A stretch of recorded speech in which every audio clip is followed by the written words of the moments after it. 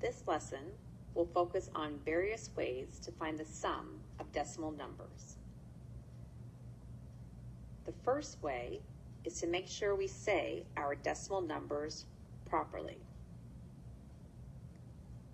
If I have a question that looks like this, I know that this is 2 1/10 and this is 7/10.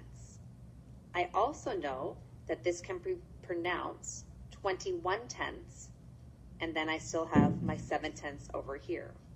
Well, if I have 21/10 plus 7/10, I know my answer has to be 28/10, and that is represented as 2 8/10. If I have 8/10 plus 5/10, well, I know that 8 plus 5 equals 13, so I know 8/10 plus 5/10 equals 13/10, which is written as 1 3/10. Another way to add decimal numbers is to think of them in terms of money. If I have 1500s plus 3 9200s, that's the same thing as if I had 15 cents plus $3.92. If I add them up together, my answer is 4 7/100, or $4.07.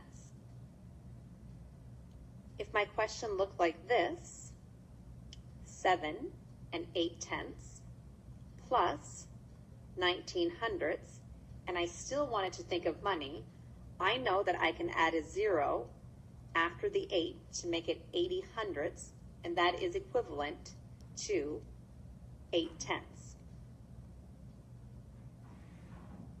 When I do this and add up my money together, I have 7 9900, or $7.99.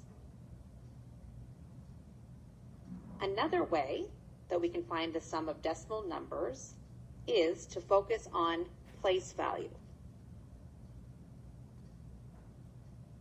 If I have 5 7600 plus 1 900, this is what I can do. I can add my ones together to make 6 wholes.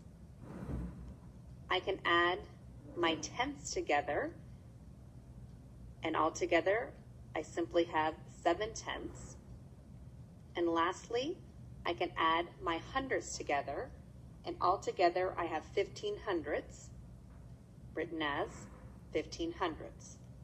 Now, all I need to do is add these 3 numbers together for a total of 6 8500.